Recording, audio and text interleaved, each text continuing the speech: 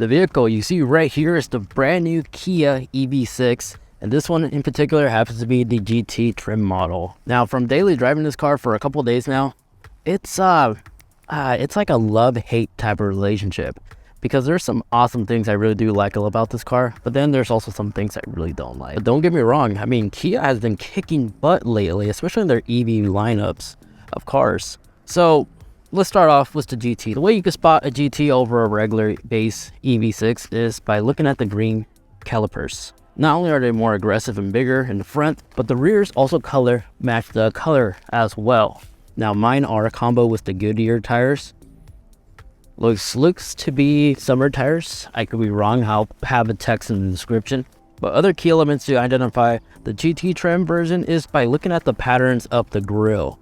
Notice how they're more splattered, like spread across to give you that aggressive vibe. Well, that's how you can identify the two, as well as the rear diffuser.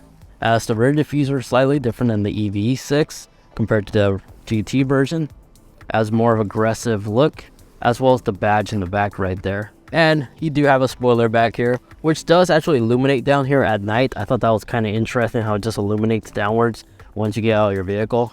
It doesn't illuminate the ground or anything like that, it just illuminates the fender for some reason. I'm not really 100% sure why it does that, but I'm not complaining. It's interesting nonetheless. Now the beauty with the GT version is it's insanely quick and very powerful. As you can see the specs right there on your screen, it does have 576 horsepower as well as 546 pound-feet of torque. Now the base EV6 starts at 48,000 and the GT starts at 61,000. This model in particular is close to like 62 or 68. I'll have the official numbers right there on the screen, or actually here's the clip of the window sticker if you're curious. Feel free to pause to know everything else about this car. Now, unlike a Model Y Performance, which is what I'll compare this car to, this car actually allows you to customize a lot of things in terms of the performance side of things. Everything is basically customizable, and it actually does offer a drift mode as well, which to enable, it's kind of like a cheat code in a video game. Because if we move on and actually go inside the vehicle, which the vehicle does automatically unlock once you approach it, and the door handles do pop out, and you do have access to the emergency latch right there in case the batteries are dead and you need to have access to your car. But you do have blind spot monitoring right here, and also has like these cat ears review mirrors. I don't know why they do that. It looks interesting for sure, but they do have illuminator side markers, and you do have a heads-up display, which I'll go more in detail in a little bit, but it's pretty advanced for the most part. But let's go ahead and get back inside the car. Bolted latch, and the interior is actually pretty nice. Actually, it does give me like a Lamborghini vibe for some weird reason. I think it's the green stitching that you see on the side. But there's a lot of unique things that separates it from the base EV6, because you do have the GT badge right there for your passenger side, as well as the GT emblem on the bucket race style inspired seats, which I have to admit they are extremely comfortable. I'm actually surprised. You got this like Alcantara material also on the side doors for both driver and passenger sides. And the GT is a premium model, so you do have advanced surround sound system. But real quick, for that cheat code, so what you have to do is turn on the car, and then once you're in the on screen, let me go ahead and mute my music before I get a copyright claim. There we go. Swedish Mafia hits the spot, but not right now. So since this is the GT version, you do have this GT button, and once you press right here, it'll immediately take the car into GT mode, as well as turn off your traction control. But if you like to disable your stability control, it'll be located right here. So go ahead and hold this for a few seconds. There we go. Stability control is now disabled. Hold down the paddle shifter for 3 seconds with your foot on the brake. And now you have entered drift mode. And now you're free to slide around the parking lot as you want. And when you want to reverse back, just tap the GT and it'll switch back to normal mode. And this is actually one of the few cars that I've seen that when you tap the GT button or the regular drive mode, you have full driver customization right here. Give me a sec. I'm going to remove the fingerprints real quick. So you can adjust everything from the motor, and it'll give you a description about what it does, what it improves. I find Sport Plus on everything works perfectly fine on me. So basically adjust everything, including the throttle response as well. But this Kia infotainment screen is pretty cool. Everything is easy to use. It does have CarPlay and Android Auto. Unfortunately, it's not wireless, which to me is a massive con because yes, you do have a wireless charger right here where you can rest your phone, which does illuminate the low LED light to let you know when your battery is charging, and it's green when it's fully charged. But since it doesn't support wireless CarPlay, you can't really have this thing charging here. You have to actually plug it into the USB cable right below here and like rest your phone here, or I like to like leave it on the side of the cup holder so it doesn't like swing around. That was annoying at first, but I adapt to it. So yeah, it's a flaws about the car, but again, it's livable. It's not the end of the world. Everything else this car does it well, because the sound system actually sounds phenomenal. And I like the fact that this is what Kia always does on their like screens. You can multitask, so you can literally pop up this window to have other windows at once, or slide to check the weather, calendar, or display the time, as well as your battery life percentage, range, and you continue using your like radio station or other peripherals you have over here. So it has like the multitasking screen, which I really do enjoy. Now, since the battery screen is popped up, I might as well talk about the con that I don't like so much about this car, and that is its range. Because with a 90% charge, this car was able, from my driving experience, I was able to get up to 280-mile range. But typically on an EV car, it's not recommended to charge above 90%. So if I charge at 80% to maximize the longevity of this vehicle's battery, I'm barely going to reach 250 miles. And for decent travels, like going to your friend's house, something like that, if they happen to live like an hour away, is not really going to be extremely doable in this vehicle. I'm not sure I understand. Yes, I know you don't understand this, Siri. You don't drive. However, it does receive a max peak rating up to 240 kilowatts per hour, which is okay, which is actually not bad. But this vehicle has a 77 kilowatt per hour battery capacity. My complaint here is I wish Kia made it bigger to make the battery come close to 300 miles under a single charge. Because yes, we're at 22% battery and we have about a range of 39. But if we enter GT mode, it didn't do anything to the range. But if we enter Eco mode, it actually adapts right there. So we have 43 miles of range if we leave it on Eco, normal 42, and 41 on Sport, and we tap GT, 39. Now the accuracy rating on this thing, it's very consistent. I don't have any complaints here. It's actually one of them. Kia has been nailing down like the hammer in terms of consistent range predicament based off your driving conditions. So that number right there is really accurate.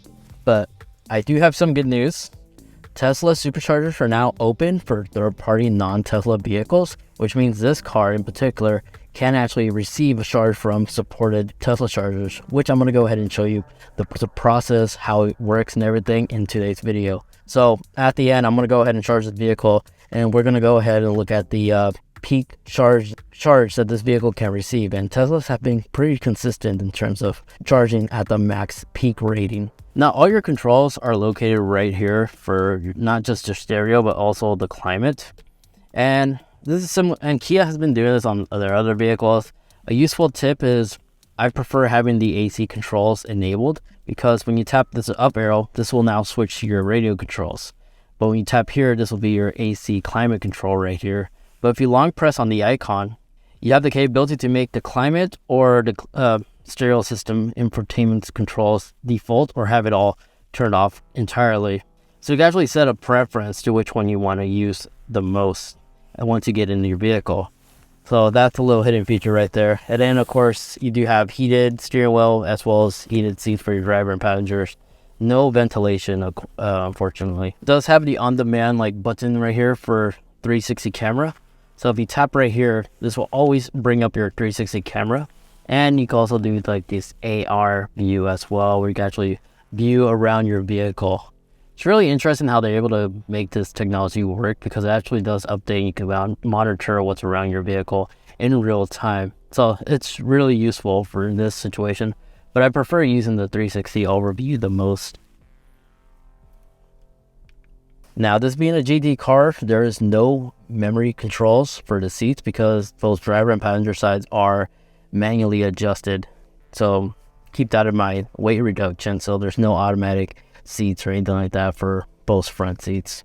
But to the most part, everything is pretty much standard. You got your armrest here, a ton of compartment right here since there's no in-center cabinet transmission. You have premium accelerator and brake pedals.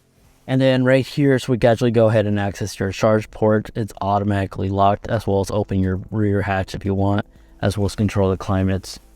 Now this does have a heads-up display, and this is probably one of the most advanced heads-up display I've seen on any vehicle. I'll talk more about it in a little bit. And a GT version does indeed have a sunroof, which does indeed open up. Oh, that feels nice. Now in the back seat, there's something out of the ordinary. Again, you got those amazing, super comfortable bucket seats. And in the back, it just follows the same stitching design in the rear.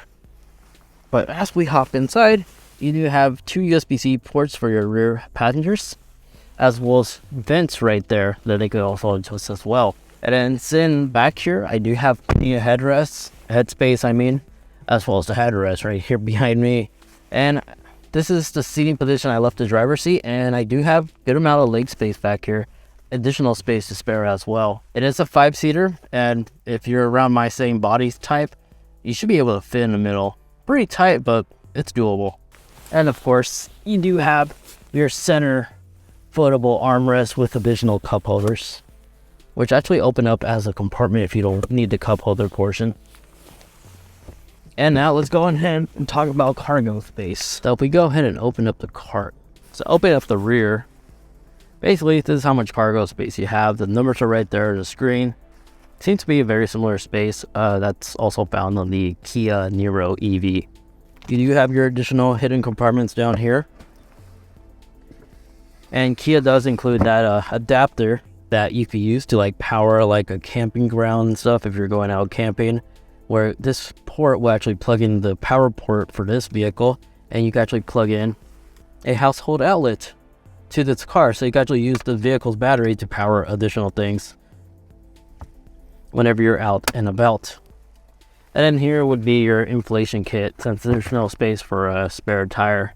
So if we actually pull down these seats right here, that's basically the grand total of this additional space you've given yourself in case you have to actually travel with large cargo in your vehicle. You also got a handle right here, as well as this button, which you can press to automatically close the tailgate, and you can program the height if you like to lower the opening height.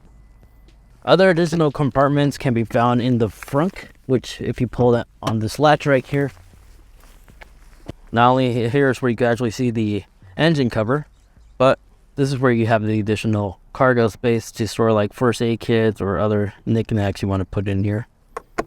Now this does have the clam hood design, which is unique in its own way. The base model EV6 also shares this very similar body feature as well. With that said, let's go ahead and go on a drive and talk about how it handles and all that good stuff, as well as talk about its very advanced autopilot system that it has. And this does have a 0-60 time that could go as low as 4 seconds, which swing my camera. So it's pretty quick in terms of acceleration once you have it on GT mode. But again, you draw a lot of energy. So it does have the awareness of the vehicle moving in front of you in case you missed like a green light or something like that. The car will actually tell you and let you know that, hey, cars are moving up in front, and will actually illuminate an arrow on the heads-up display. Now this heads-up display is extremely advanced because once you enable like the advanced cruise control feature that Kia offers, it will actually highlight the rear bumper of the vehicle in front, so let you know that the car does indeed see it. And this BMW was turning. So yes, it does have blind spot monitoring, which does display right here. The heads-up display as well as your side view mirrors. It has all the important advanced safety features, which makes merging on the freeway super easy. But we are driving in EV mode, but when you select 2 different modes, you'll see that the display itself adjusts. So less aggressive on eco, more curves on normal, super aggressive on curves on sport mode, and then when you enter EV mode, it just changes the lights, the colors into green. But when you actually toggle between the different modes, the throttle kicks. So I've used this a couple of times where there's no gearbox to like struggle with. So once you hit that GT mode, you can easily make safe passes on the highway quickly. No need to wait for a gearbox or anything like that. It's very responsive. And the sound you're listening and the sound you're hearing right now is basically how the cabinet sounds like while cruising in on highway speeds. Now you do have paddles on the steering wheel, which what they do is basically allow you to control the braking assist. So you have a minus and a plus on the left side, and the minus would just basically just remove the one pedal driving if you put it all the way down to 0. So if you don't like one pedal driving, you can just set it at 0 and forget it. But if you do like the regen, you can always put level 1, level 2, and level 3. Level 4 is the max, and this one will give you the most aggressive like regen power back to the battery. I've successfully made it to one of the new Tesla superchargers, and this is the adapter that we're looking for. It even tells you right there for service. From my understanding, all we have to do is just launch the app and go on the top corner where it says charge your non-Tesla accounts. We are here. We're gonna go ahead and charge here. But we need to choose the number. This one in particular happened to be 2A. So here it is, unlock adapter. Just hear it unlock. Comes out like so. I need 2 hands for this. There we go. And just plug in. And it should quickly start the charge session. Well, the car detects that charging because it just verbally said charging started, and it is indeed charging it. Oh, there we go. Charging at 32 kilowatts.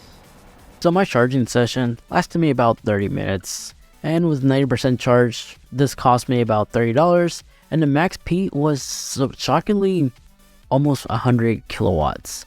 It didn't get any more, which was disappointing because a version 2 supercharger, which means it could do an output of 250 kilowatts. The Kia could take 240. My Model S has the capability to take in 250, and at most, it usually does come close to 250 kilowatts, at least for a little bit. But it was kind of disappointing knowing that 94 kilowatts was really the max peak. Meanwhile, Electrify America, usually I'm able to get up to 150 kilowatts. And this Kia wasn't taking it. I don't know. Thought this was really interesting. But here's the numbers so you get an idea how it looks like on Electrify America with a 350 kilowatt station versus a 250 kilowatts from Tesla. And so after charging at the Tesla supercharger, got about 200 miles with about a 90% charge. And that's the massive con about the GT EV6. Although it handles extremely well, it's really customizable in terms of performance settings and such. And the interior doesn't look that bad, or it gives me once more a Lamborghini vibe, especially with the neon green stitching, which is exclusive to the GT lineup. But for most people, it still is very hard this thing to become a practical daily use vehicle. But 200-mile range, it's good for daily commutes and such, but for long road trips, it's kind of hard. But thankfully, since the Tesla Supercharge network is now available for non-Tesla vehicles, if you live close by to multiple Tesla Superchargers, especially during the developments due to this new adapter becoming more and more available, the GT EV6 may make more sense. So I don't know. Let me know in the comment section if this will be a vehicle that you'll actually decide on picking up for yourself. Its competitors is probably the Mach-E GT and the Tesla Y Performance, which those cars alone can actually get a little bit more range out of a single charge than the EV6 GT.